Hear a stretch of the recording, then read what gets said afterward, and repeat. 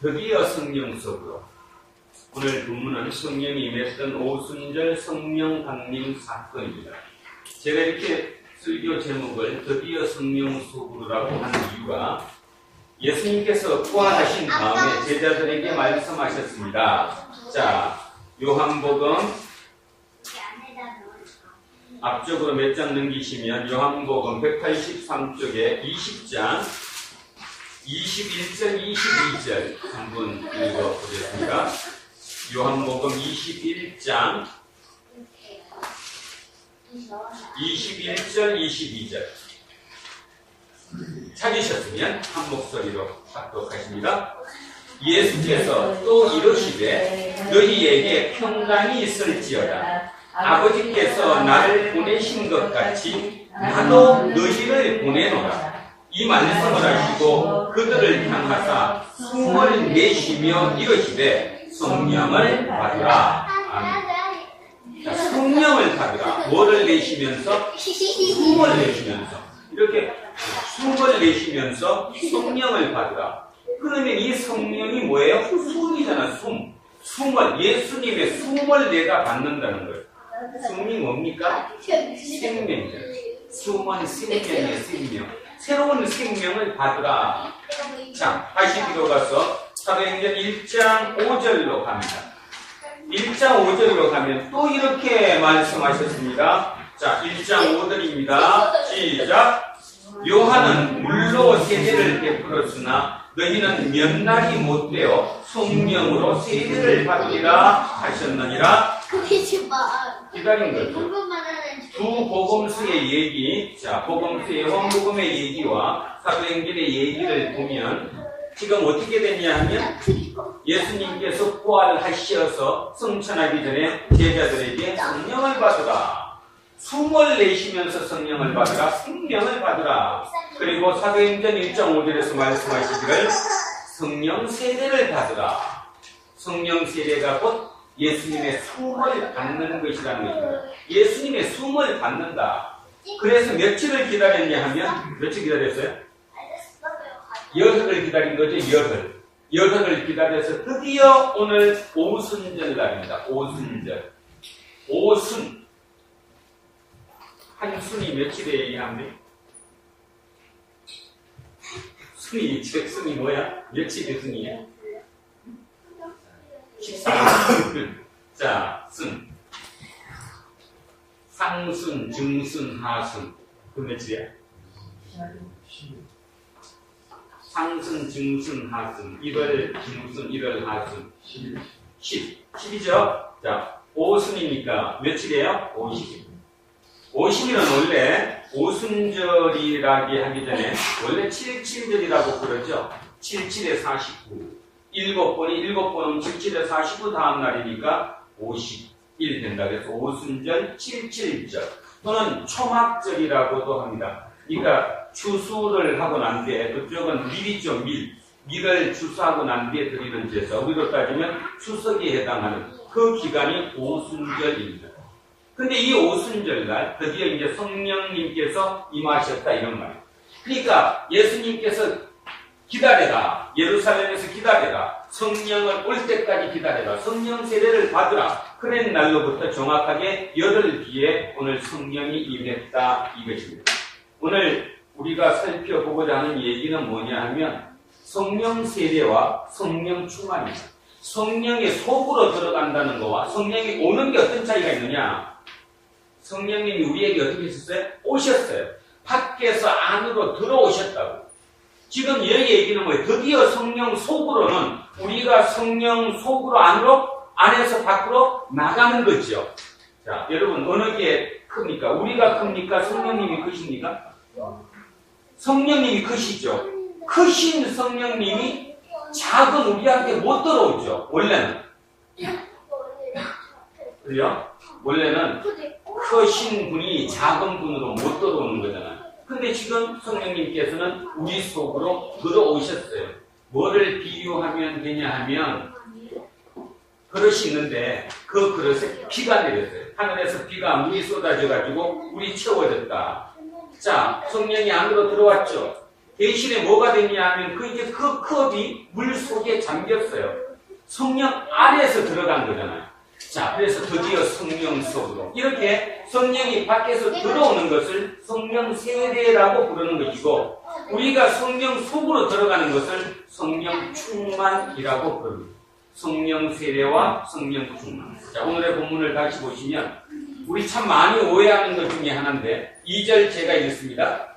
호련히 하늘로부터 급하고 강한 바람 같은 소리가 있어.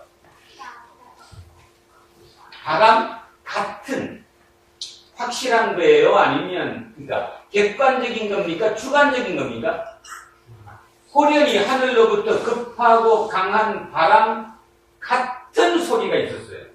누구는 들었을 수도 있고 누구는 못 들었을 수 있는 지극히 주관적인 얘기지요. 그 소리가 있었고, 그들이 앉은 온 집에 가득하며 마치 불의 곁처럼 갈라지는 것들이, 것이에요? 것들이에요?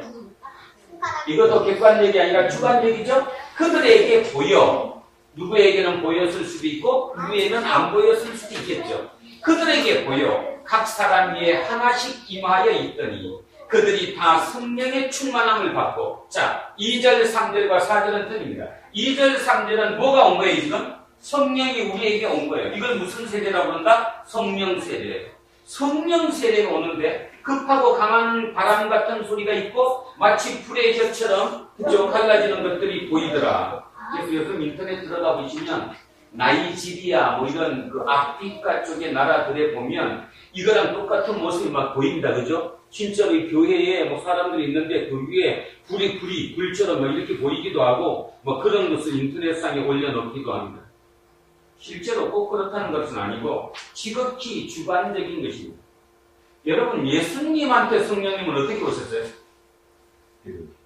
예수님에게도 성령이 임하셨잖아요. 성령 세례를 받으셨잖아요. 세례 요한에게 세례를 받고 났더니 성령님이 임하셨잖아요. 어떻게? 비둘기처럼. 비둘기처럼 임하셨어요. 예수님에게는 비둘기처럼 임하셨는데 오늘 사도행전의 오순절에 120명의 성도들에게는 바람 같은 걸로 보이기도 했고 불의 혀처럼 보이기도 했고, 이렇게 다 지극히 성령님이 우리에게 임하는 방법, 성령 세례는 모습이 다 틀리다는 것입니다. 또 하나, 사도 바울은 어떻게 들어왔습니까? 사도 바울의 성령 세례는 어땠어요?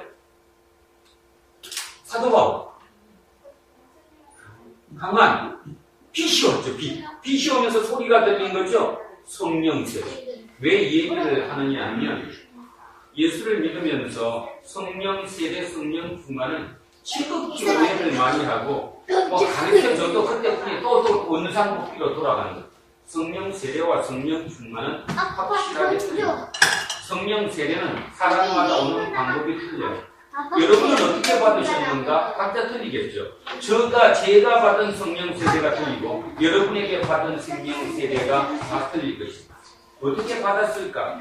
몰라요. 여러분 주관적인 것이니까. 여러분이 어떻게 받았는가? 어떤 분은 내가 성령을 받았다라고 아는 분도 있을 것이고, 이 중에 이렇게 얘기하면 제가 만약에 여러분 한 분 한 분에게 여러분 성령 받으셨습니까? 어떻게 받으셨습니까? 하고 만약에 질문한다면 대답 못하실 분도 상당히 많을 것이라는 것입니다. 성령 세례 어떻게 하는지 모릅니다. 꼭 이렇게 불의 혀처럼 강한 바람처럼 예수님처럼 비둘기가 내리는 것처럼 바울처럼 강한 빛으로 들어오는 거 아무도 모른다는 거죠. 다 그렇게 올 수 있는 것이 아니라 지극히 자기 주관적인 방법으로 성령 세례를 받는다, 그런 뜻입니다. 성령 세례는 그겁니다. 그러면 성령 세례는 세례이기 때문에 우리가 그냥 세례 받듯이 한 번 받으면 그걸로 끝이에요. 그러니까 날마다 와서 성령 세례를 받는다, 나 성령님 받는다, 이거는 잘못된 것이라는 거죠. 성령 세례는 한 번 받은 것이다. 그러면 여러분에게 질문합니다. 여러분 성령 세례를 받았나 안 받았나 모를 수도 있다고 했죠. 그러면 진짜 내가 성령 세례를 받았는가 안 받았는가 알 수 있으려면 어떻게 하면 되느냐? 자, 고린도전서 한번 가보겠습니다.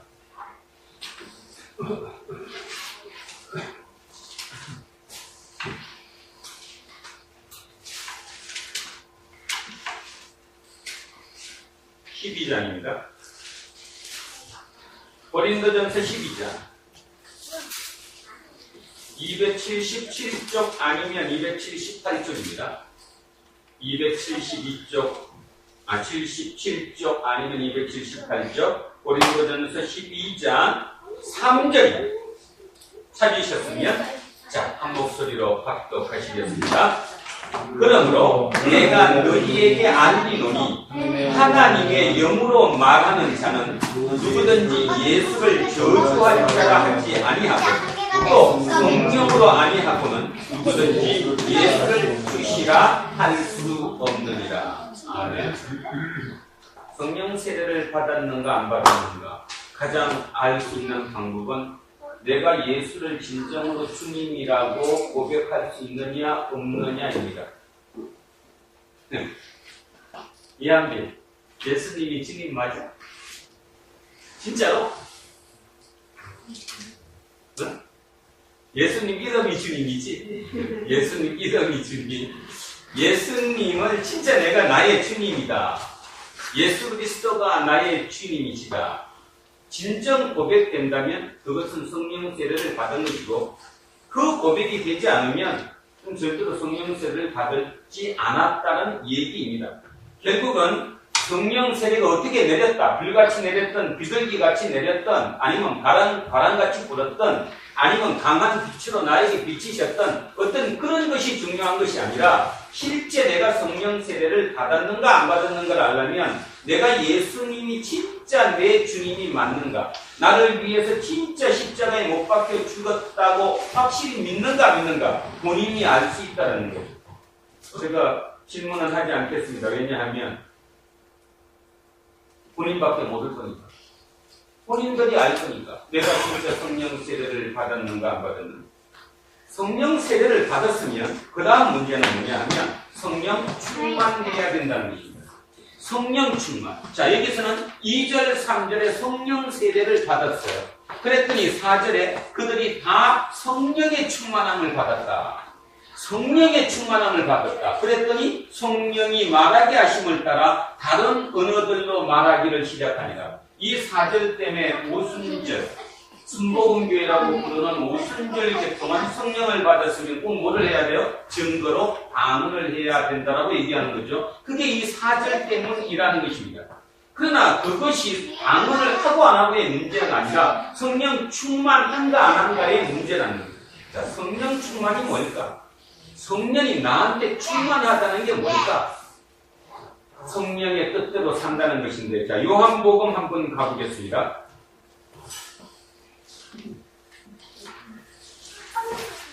자, 요한복음 어디로 가시느냐 하면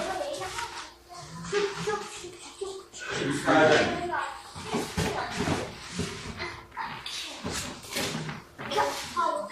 요한복음 14장 173쪽 173쪽 요한복음 14장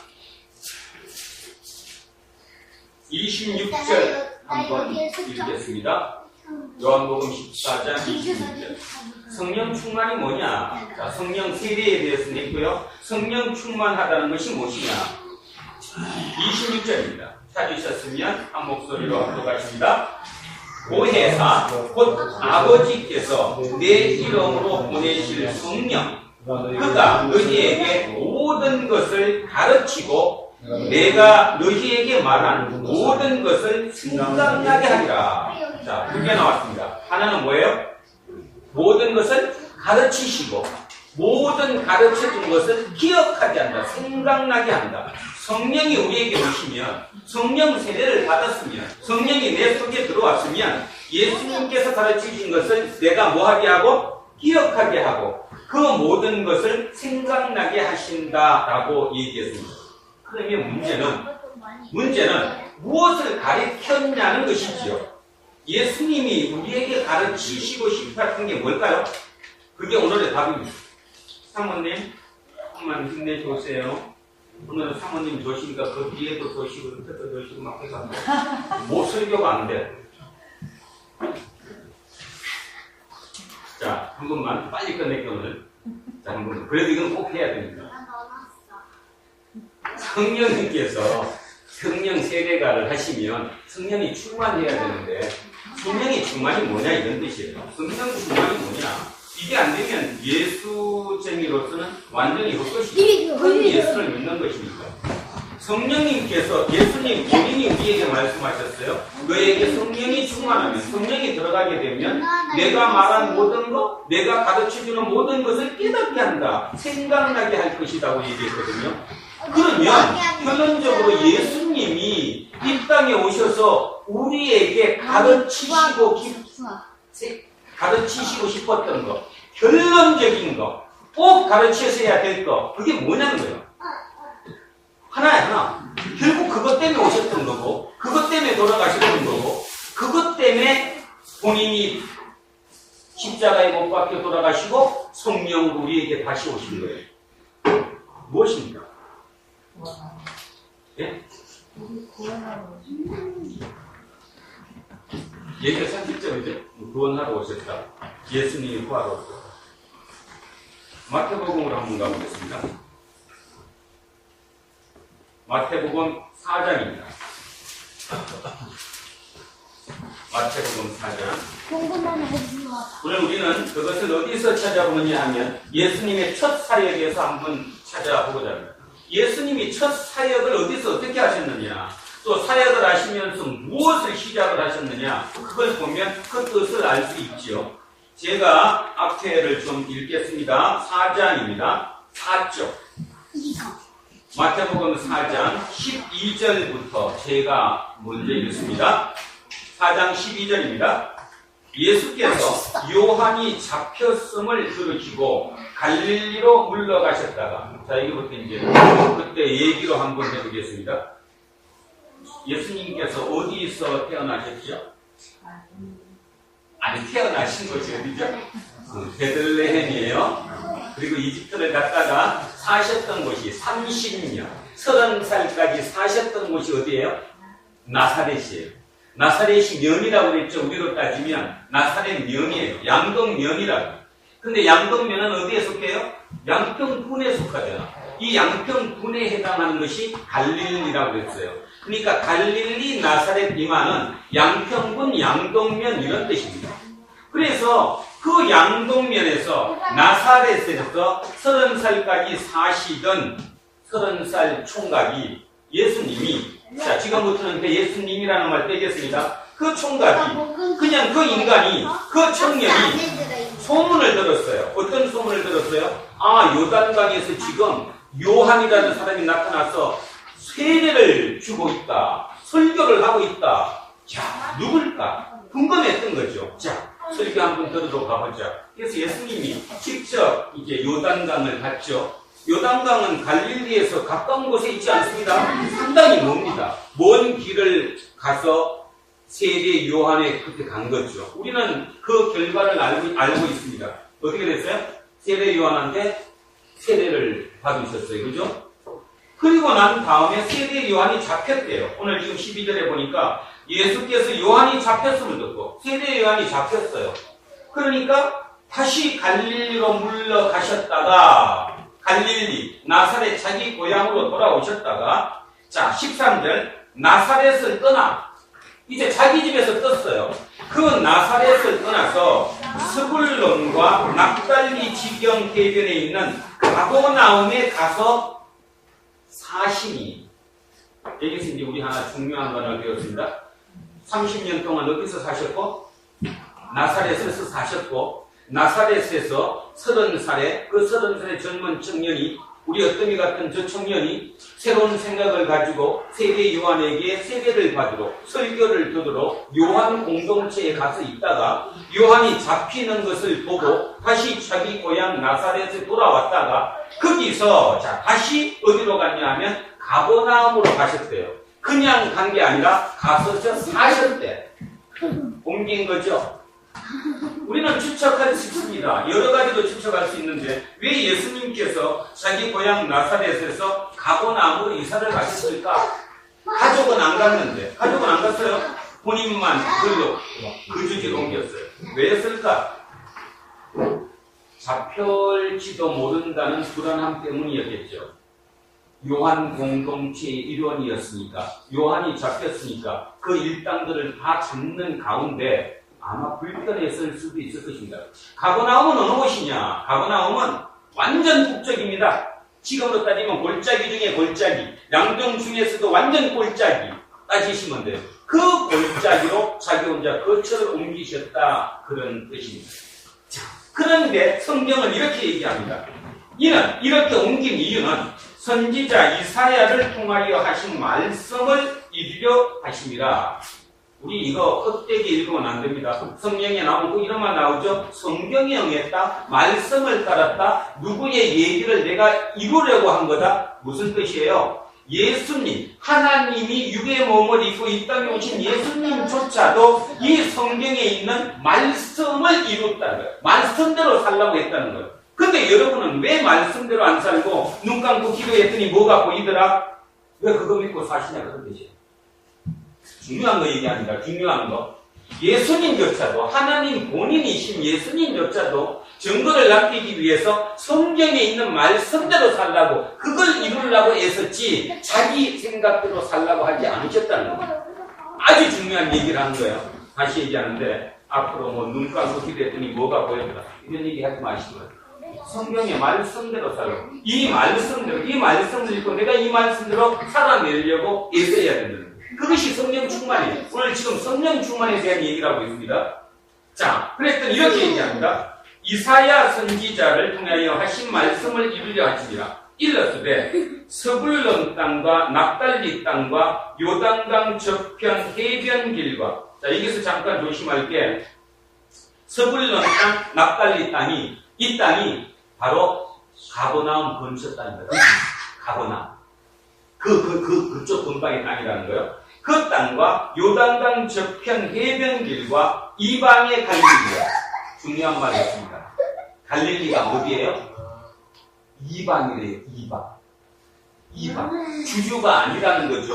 주주는 예루살렘인데 예루살렘이 아니라는 거예요. 그 갈릴리여, 흑암에 앉은 백성이 큰 빛을 보았고 사망의 땅과 그늘에 앉은 자들에게 빛이 비치었도다 하셨느니라. 이때부터, 자, 같이 읽습니다. 17절 시작. 이때부터 예수께서 비로소 전파하여 이르시되 회개하라, 천국이 가까웠느니라 하시더라. 아멘. 성령 충만이 뭐겠습니까? 예수를 따르는 거예요. 성령 충만은 예수를 따르는 거예요. 성령이 누굽니까? 예수님의 영이에요. 그럼 예수님이 육의 몸을 입고 있을 때는 한 분밖에 안 되지만 그 육의 몸을 벗어나서 성천하신 다음에 그 영으로 우리 모두에게 오셨기 때문에 엄청 큰 일이에요. 우리 모두에게 다 예수님의 영이 들어오신 거예요. 그래서 지금 우리는 이제 새로운 생명으로 사는 거죠. 그래서 왜 새로운 생명이에요? 지금까지 생명과 예수님의 생명이 내 속에 들어온 새로운 영으로 들어온 생명은 완전 틀린 삶이지요. 이것이 성령 충만입니다. 성령 충만했다고 뭔가 갑자기 뭐 신비한 것이 뭐가 들어오고 그것이 성령 충만이 아니라 내 생각이 완벽하게 바뀌는 거예요. 회개하라. 천국이 가까웠느니라. 천국이 가까웠느니라. 회개하라. 자, 여기에 대해서 몇 분만 빨리 끝나려고 그랬는데 거기까지만 조금만 더 정리합니다. 회개하라. 회개가 뭐라고 했어요? 메타노이아. 뭐죠? 돌이키는 거. 회개 한번 해볼까요?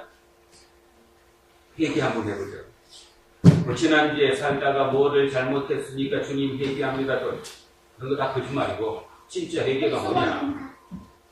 예수님께서 원하셨던 회개가 뭘까? 하나님이 왜 너무너무 답답하셔서 육의 몸을 입고 이 땅에 오셨을까? 그 이 땅에 오신 하나님 본인조차도 결국 이 땅을 해결할 방법을 찾지 못해서 죽으셨어요. 그리고 영으로 다시 오셨어요. 이제 마지막 기회라는 거죠. 이 세상을 바꿀 수 있는 기회. 성령 충만이고 하나님의 영이, 주님의 영이 우리에게 임한 그 주체가 성령 충만이 뭘 보고 알 수 있을까? 마태복음 20장에 보면 포도원의 주인 비유 나오죠. 포도원 주인의 비유. 아침에 일찍 일꾼을 한거하고 나오죠? 뭐 10시간 일하는 사람, 6시간 일하는 사람, 3시간 일하는 사람, 우리로 따지면 마지막 1시간 일하는 사람. 그런데 마지막에 가장 늦게 와서 1시간밖에 일 안 하는 사람에게 하루치 일당을 줬잖아요. 그랬더니 10시간 일하는 사람은 속으로 뭐라고 했어요? 야, 저 사람한테 1시간밖에 일 안 했는데 하루치 일당을 줬으니까 나한테는 엄청나게 많이 줄 거구나 기대를 했는데 어떻게 줬어요? 똑같이 하루치를 줬습니다. 여러분 이해하십니까? 이해가 되십니까? 네. 돼요? 오, 어떻게? 어떻게 그게 돼요? 이해돼요.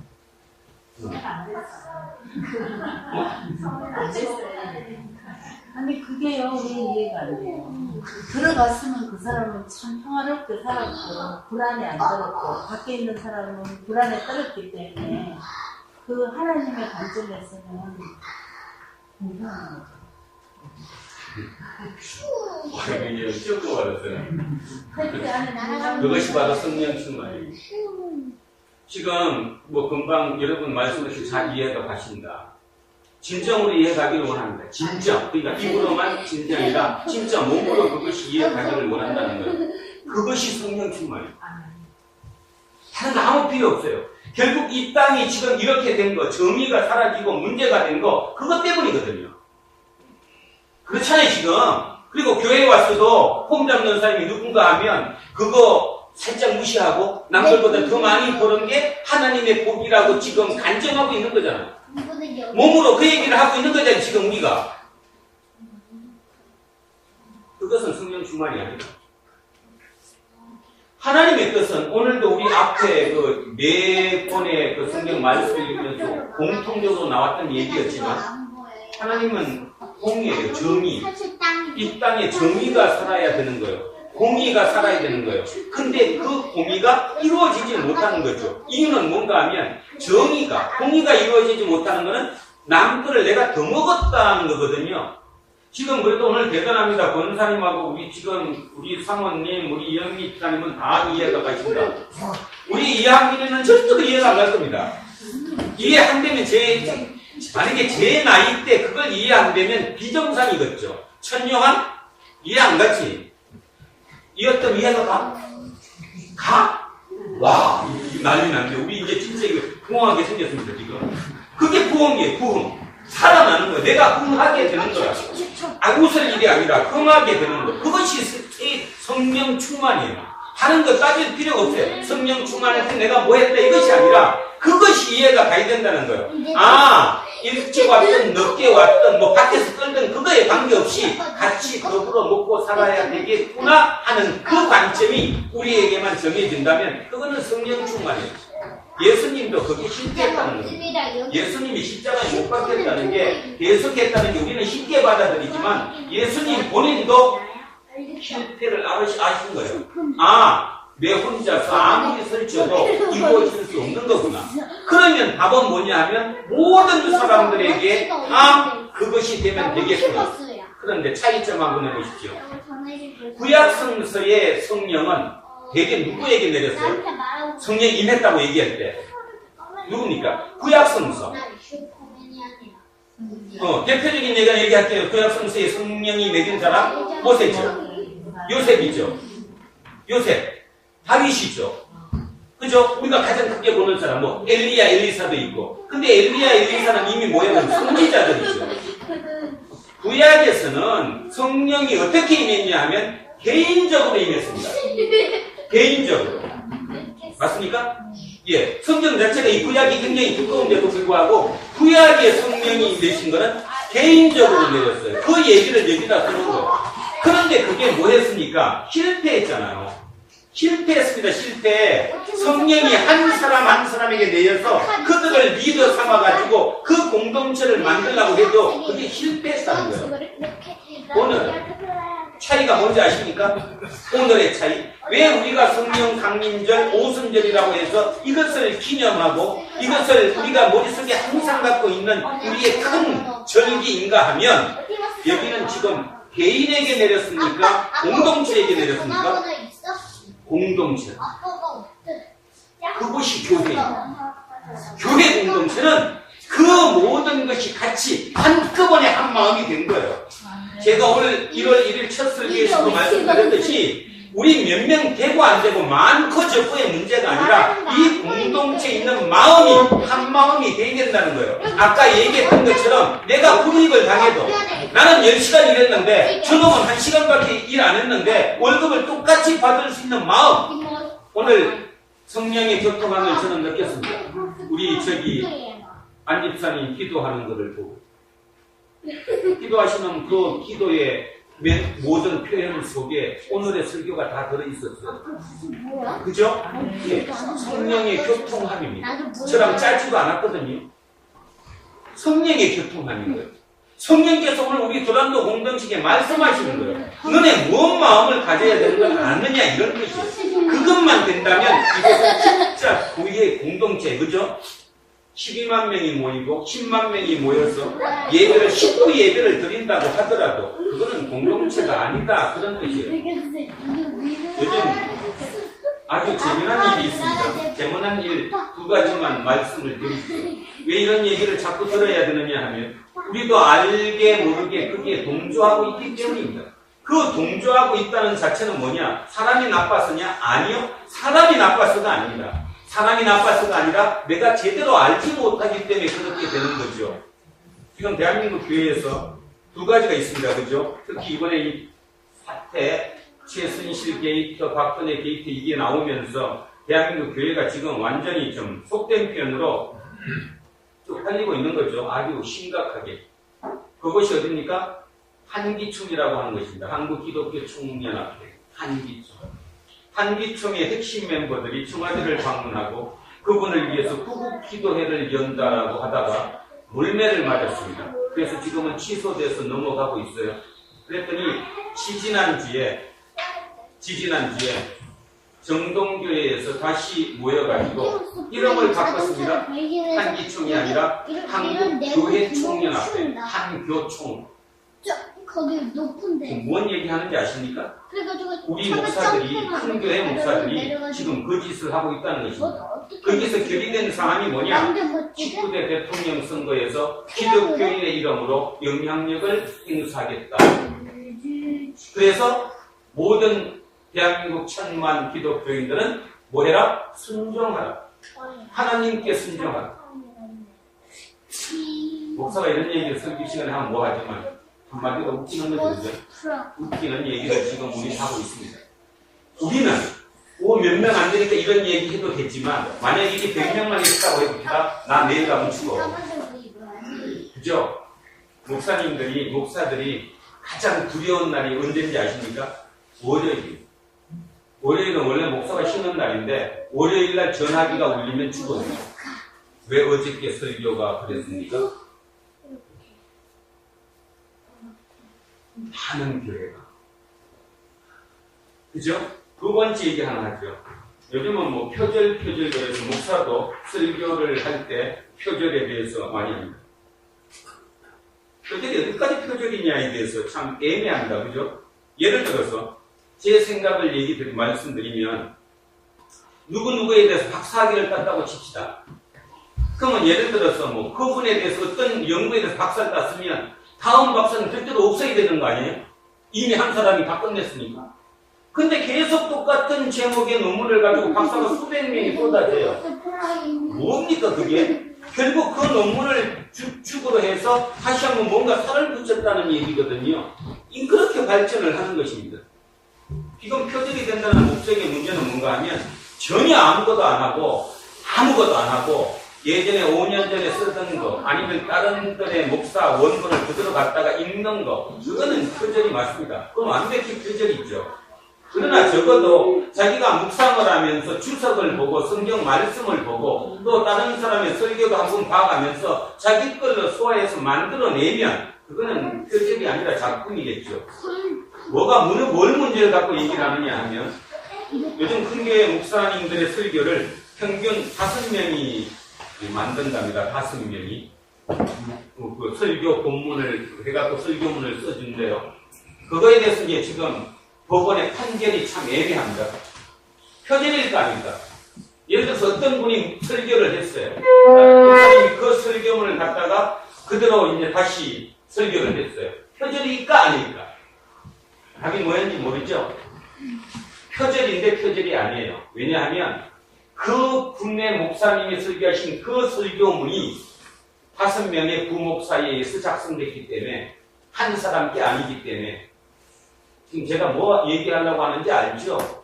멋들어진 그 표현에 진짜 세상의 모든 얘기를 다 해서 멋있는 그 설교가 적어도 부목사 5명의 그 손에 의해서 나오면 토요일 오후에 그거를 받아갖고 3번 읽고 그 이튿날 설교 들어오시는 그것이 설교일까?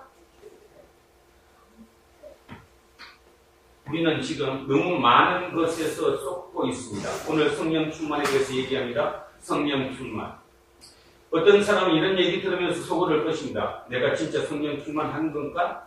아니면 내가 진짜 새로운 생명이 진짜 있기는 한 걸까? 이렇게 생각하실 수도 있겠죠. 성령 충만. 성령 충만에 하늘나라가 가까이 왔다, 천국이 가까이 왔다, 이럴 때 이 나라라고 부르는 게 헬라어로 바실레이 아닌데, 이 나라는 우리가 생각하는 나라와 틀립니다. 우리가 나라 그러면 뭐가 떠오릅니까? 김제에서 나라 그러면 뭐가 떠올라? 대한민국 그러면 뭐가 떠올라? 나라. 그러니까 그 나라가 뭐야? 공간적인 거죠. 공간적인 거. 한반도라고는 이 공간을 나라라고 얘기하는 거잖아요. 성경의 나라는, 하나님 나라 할 때 이 나라는 공간적인 개념이 아니라 통치입니다. 통치. 하나님의 다스림입니다. 다스림. 하나님께서 다스린다, 하나님께서 통치한다, 이것을 나라라고 얘기하는 거예요. 그러니까 그렇게 받아들이면 안 된다는 거죠. 하나님의 나라, 하늘나라, 하늘나라, 하나님의 나라, 어디라고요? 하나님의 통치를 받는 거예요. 그러면 하나님의 통치를 받는다는 말, 우리는 하나님의 통치를 스스로 받을 수가 없습니다. 왜냐하면 하도 감사하고 듣고 세상의 물정을 모르고 해서 우리 스스로 통치를 받을 수 있다? 못 받는 거예요. 근데 뭐가 있으면 가능하냐 하면 성령님이 내 속에 계시면 그 성령님께서는 하나님의 통치를 받을 수 있다는 거죠. 그래서 우리는 성령께 의지하는 겁니다. 어떤 위기가 있을 때마다 성령께 의지하는 거예요. 성령님께서 해주시라고.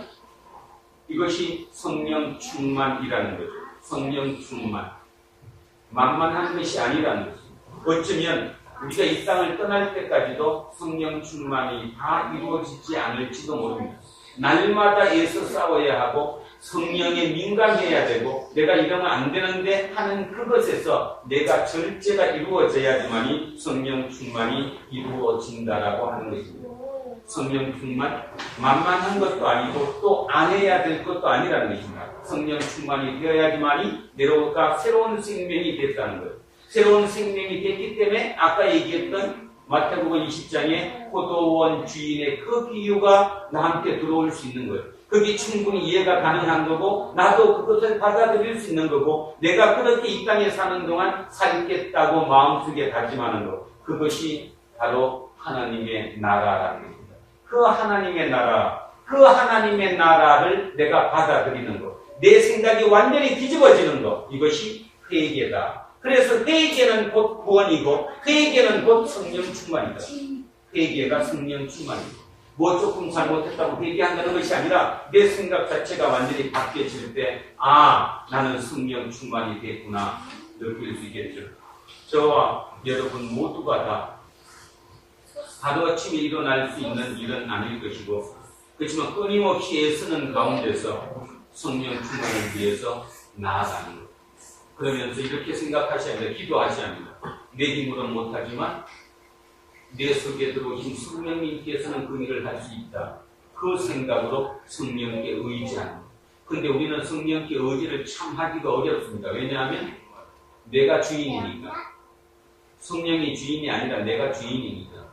그것을 날마다 바꿔주는 거야. 내가 주인이 아니구나. 그렇게 살아가는 것. 그 애쓰는 삶. 그것이 성경에서 말씀하시는 이 나라라는 걸 알아주셔야 합니다. 어쩌면 우리는 영원히 하나님의 나라에 살아갈지 못할지도 모릅니다. 왜냐하면 우리의 욕망이 너무 크기 때문이지요. 욕망이 크기 때문에. 지난 20일 트럼프는 이렇게 얘기했습니다. 미국의 제우선주의를 하겠다. 미국 제1주의, 무국 우선주의를 하겠다. 그래서 멕시코하고 국경을 막는 데죠. 국경을 막고 오바마 케어를 이제는 안 하는 것이고 우리나라 지금 똑같이 또한 마찬가지로 나간다는 것입니다. 중요한 것은 아까 그 상황을 이해하셨던 우리 성도님들, 우리 분들은 진짜 위대한 분들이신데 아직도 우리 젊은 이 친구들은 그게 이해가 안 가니까 하루라도 더 빨리 그것을 이해하면서 세상을 더불어 살아갈 수 있게 되기를. 오늘 안병관집은 기도했던 것처럼 남의 그 성공 때문에 내가 기뻐하지 않기를, 그것 때문에 내가 마음 아파하지 않기를, 그것 때문에 자기 비하하지 않기를 진정으로 바라고 기도해 주시는 것, 그것이 바로 성령 충만임을 잊지 않는 저와 여러분 되시기를 제 이름으로 축원합니다. 기도하겠습니다. 살아계신 아버지 하나님, 하나님께서는 독생자 아들 예수 그리스도를 이 땅에 보내셨습니다. 그래서 이 땅에 공의를 실천하고 정의를 세우고자 하셨지만 어쩌면 실패하셨는지도 모릅니다.